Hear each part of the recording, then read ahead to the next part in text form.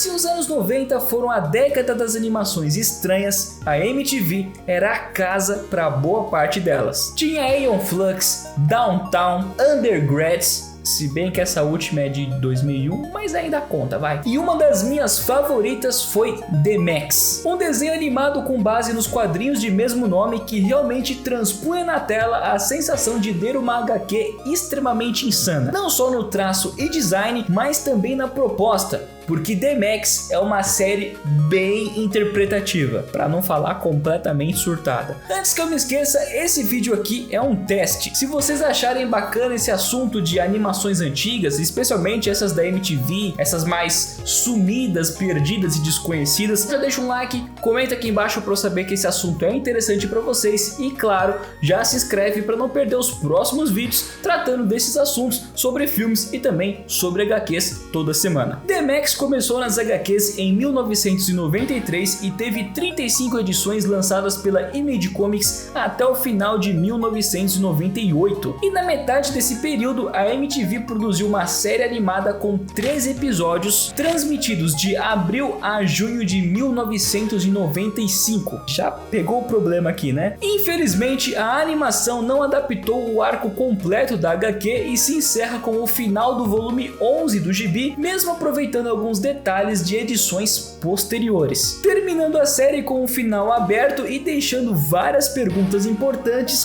completamente sem resposta. Por sorte, esse é o único ponto que eu poderia apontar como negativo em cima da produção da MTV, já que em termos de adaptação ela é extremamente fiel e respeitosa à obra original, até porque a série também contou com a participação do Sam Kiff, que é criador, roteirista e eventual desenhista na HQ de The Maxx. E a história, sem dar spoiler, é a respeito de um cara de roupa e máscara roxa que vive numa caixa dentro de um beco. Contudo, ao mesmo tempo em que ele vive nessa triste realidade no meio da cidade grande, ele também é uma espécie de herói e protetor da rainha da selva numa dimensão chamada Outback, não esse. Em tradução literal, Outback é como se fosse o sertão. Mas se a gente considerar que na série esse local é, pelo menos metaforicamente, conectado à Austrália, e esse termo já é australiano para significar um espaço lá no fundo do país, né? Um local mais ermo, mais afastado da civilização, a gente pode considerar que Outback é algo tipo Acre. De qualquer maneira, o Max transita entre essas duas realidades completamente sem controle. Então ele tá no mundo real, aí ele apaga e vai parar no Outback, depois ele volta para a realidade, e vale dizer que essas duas garras que ele tem na mão parecem bem desconfortáveis, especialmente se ele esquecer delas e for coçar o olho. Junto a isso, a tal rainha da floresta no mundo real é uma assistente social chamada Julie Winters, que vive ajudando o Max, até mesmo tirando ele da cadeia e coisas do tipo. E a grande diferença entre a moça e o Max é que enquanto ele sabe da existência do Outback, ele tem consciência desse local, a Julie é completamente ignorante a respeito disso. Mas tudo começa a ficar bem mais complicado quando um certo Mr. Gon aparece na vida dos dois.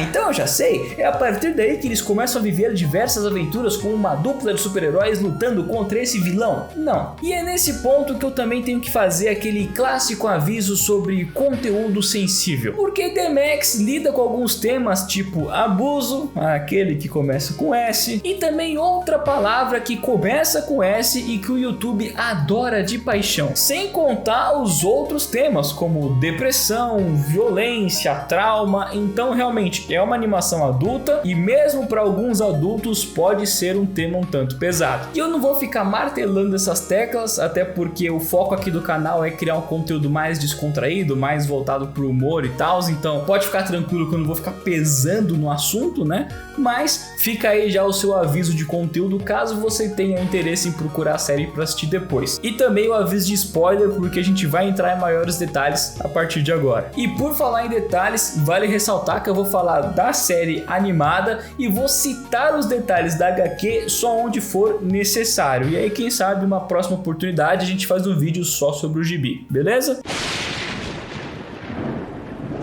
Na Na série, a gente tem o Max, que é basicamente um Chaves de orçamento ainda menor, a Julie, que é uma assistente social que não se importa muito com os necessitados, a não ser pelo Max. Você percebe que ela não se preocupa muito com os outros, mas com o Max ela tem uma relação mais próxima, com ele ela se preocupa. Observando os dois e narrando a abertura de cada episódio, a gente tem o Mr. Gunn, uma estranha figura de capa azul descrita amigavelmente como um estuprador serial que compartilha de um estranho vínculo psíquico com a Julie. E pra ficar pior, sempre que ele faz uma vítima, ele liga pra menina e parece um tarado no telefone. Trabalhando para esse cara, a gente tem os Zis, que no mundo subconsciente são brancos, mansos e onívoros, mas quando são trazidos para o mundo real, possuem sua cor invertida e se tornam não apenas agressivos e canibais, como ganham a capacidade de se disfarçar de humanos. Desta feita, quando o Mr. Gon pede para um de seus lacaios fazer uma ligaçãoception para ele incomodar a Julie a dupla distância, porque o bicho tá com um telefone que tá o Mr. Gon e o outro telefone no orelhão que tá a Julie, ele bota o telefone do telefone, é um telefone exception. O Max percebe a presença dessa criatura na cabine telefônica e a persegue até bater de frente com o próprio Gon. Os dois saem na mão enquanto o vilão questiona se o Max realmente não se lembra de nada e o acusa de ser uma mera marionete nas mãos da Julie. O nosso amigo roxo, por sua vez, não entende nada e ainda por cima leva um tiro. E nesse meio tempo, o Gon sequestra a Julie e começa a falar que ele pode ajudá-la a se lembrar de coisas que ela mesma se esforçou para esquecer. Sobre ela, sobre o Max, sobre o próprio Mr. Gon e sobre como tudo a respeito de um certo lugar é apenas criação da cabeça dela. Só que aí a moça escapa e meio que o assunto acaba, sabe? O que por sua vez não impede de ter mais uma treta com o Max no mundo do subconsciente, onde mais uma vez ele solta outra informação importante. I know who you really are, who you were before you found the mask. E esse trecho sobre quem o Max era antes da máscara é extremamente importante para narrativa. Então guarda bem essa indagação aí, porque a gente já vai chegar nela de novo. Agora o que importa é que o Mr. Gon contou pro Max que a Julie 3 anos atrás foi espancada e violentada, criando uma certa realidade onde ela pudesse se manter segura e ter as coisas sob controle. Um mundo de fantasia onde ela prendeu o seu próprio eu interior para se proteger de todo o resto. E que o trabalho do Max era mantê-la a salvo da verdade das coisas, evitando que ela descobrisse tudo de uma vez, especialmente sobre o seu passado, e acabasse sendo destruída pela própria verdade. Pouco tempo depois é introduzida uma personagem chamada Sarah, que é bem mais proeminente na HQ. Logo de cara a gente descobre que o pai dela matou uma cacetada de gente e depois zerou o próprio HP, e que a mãe dela a envia com frequência para o escritório da Julie a fim de que ela receba um certo aconselhamento com o objetivo de impedir que ela cresça e se torne como o próprio pai. E por enquanto é isso que importa sobre ela. Nesse meio tempo, o Max tem um sonho no qual ele vira um desenho animado que fala rimando e vai parar num canto do Outback, não, onde jaz a parte da Julie que não consegue crescer, e ele é esse crânio aqui. E aí quando o Max acorda, ele começa a se questionar se debaixo da máscara ele não é um coelho. Agora a gente volta para Sarah, que tá trocando ideia com um pacote de argila falante que a convence a levá-lo para dentro do apartamento da Julie em troca de ajudá-la a lidar melhor com a sua vida e os seus problemas. Enquanto isso, a Julie fica presa no seu próprio Outback e descobre que não é ela que faz parte do sonho do Max, mas sim ele que faz parte do sonho e do subconsciente dela. Ao mesmo tempo em que o pacote de argila que está dentro do apartamento dela começa a invadir o seu sonho também, na forma de um Mr. Gonzinho. Então eles falam mais uma vez sobre a máscara do Max, a bendita ideia do coelho, e agora ainda colocam um abajur na equação. Eu prometo que vai fazer sentido, só que o próprio sentido também não tem muito sentido. Nessa altura do campeonato, a série já tá no seu 11º episódio, e o pessoal da produção deve ter percebido que o rolê tava um tanto confuso, tanto que esse episódio tem o dobro da duração e metade dele é um puta resumão dos outros 10 episódios. E no final desse resumo, a gente ainda tem o Mr. Gon reafirmando que precisa contar a verdade para a Julie, tanto sobre o Max quanto sobre os pais dela e um certo coelho. Mas o que importa mesmo nesse episódio é que quando a Julie abre o pacote que deveria ser apenas uma argila falante, o que por si só já é um tanto preocupante, o negócio é na verdade a cabeça cortada do Mr. Gon, que é o pai da Sarah. It's just my dad. No episódio seguinte, a gente tem uma espécie de historinha contada pelo próprio Gon. E acredite, essa é uma das partes mais bizonhas de toda a série. Se você estiver comendo, por favor, faça uma pausa de comer, não de ver o vídeo. Tô de olho, hein? A história é sobre a Julie e seus pais, e como ela encontrou um pequeno coelho atropelado na estrada e o colocou numa caixinha para levá-lo para casa. Nessa parte aqui eu já vi que estava errado, porque ela só guardou o bicho debaixo da cama. Aí a gente corta para o tio Art, que mais tarde seria conhecido como Mr. Gon, contando histórias sobre o Outback da Austrália de verdade para os pais da Julie. E nós também conseguimos ver algumas casinhas de barro que a Julie fazia quando criança, que também aparecem lá no seu subconsciente. E o coelho embaixo da cama, literalmente só agonizando na caixa. Então os pais da Julie levam o bicho pra garagem e...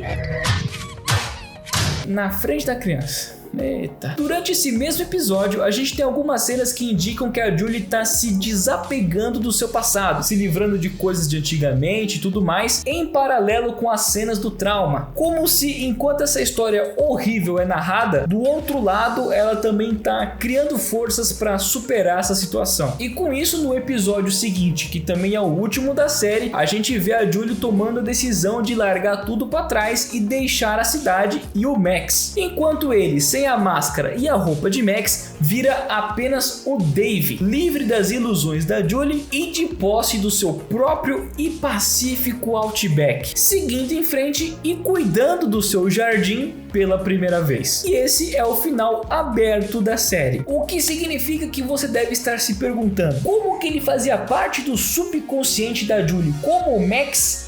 E o que ele tem a ver com o coelho? Essa parte a gente só vê na HQ. Acontece que 3 semanas depois que a Julie sofreu o tal abuso, ela atropelou um morador de rua, lançando-o dentro de um beco. E quem mais foi atropelado nessa história? O Coelho. Quando ela desce do carro para ajudar esse morador de rua chamado Dave, um abajur que estava encostado em uma das paredes tomba para frente, mas não bate no muro, ele atravessa o muro diretamente para um outro mundo situado no subconsciente da garota. Eu disse que o sentido não tinha muito sentido. Curiosamente, o Mr. Gon estava por lá dando uma volta na cabeça da Julie quando ele viu essa parte do abajur flutuando por uma fenda invisível e o empurrou de volta, devolvendo o objeto ao mundo real, mas carregado de propriedades do mundo do subconsciente. No desespero, a Julie cobriu o que ela achou que seria muito em breve um defunto com todas as tralhas disponíveis no beco, inclusive o abajur, que devido às suas novas propriedades consumiu o Dave e o transformou em Max. Esclarecendo esse link diretamente, o Dave, que é o cara por baixo da máscara do Max, é o coelho. Já que a Julie sente a culpa pelo acidente e como o Dave não morreu, ela acaba meio que pegando o cara para cuidar. Já o Max é a parte do Dave presa ao seu subconsciente por causa do abajur que viajou entre as dimensões e por isso ele faz parte do Outback da Julie. E é por isso que ele só consegue encontrar o seu próprio Outback quando a Julie vai embora, porque aí ele passa a existir por conta própria e não nessa relação de dependência. E eu já adianto que a HQ vai bem mais longe que isso, bem mais longe que a própria série, trazendo novas características contraturas, novas reviravoltas, problemas, acontecimentos e inclusive uma nova realidade paralela intrinsecamente conectada ao final mesmo da história. Mas nesse meio tempo, enquanto essas HQs não aparecem aqui no canal, já vai comentando aqui embaixo. Você chegou a assistir essa série lá em 95, viu perto de 2000 na reprise, pegou depois o DVD, pegou na internet, já conhecia ali as HQs, enfim. E também não esquece de comentar se vocês querem ver esse tipo de conteúdo por aqui, porque particularmente eu tenho muito interesse em trazer essas séries meio desconhecidas, que pouca gente viu ou então lembra, principalmente essas da MTV e essas diferentonas. Então se for legal pra vocês, vai ser um prazer trazer aqui no canal, tá bom? Fiquem com Deus, a gente se vê numa próxima. Muito obrigado pela sua visita na banquinha e tchau, tchau!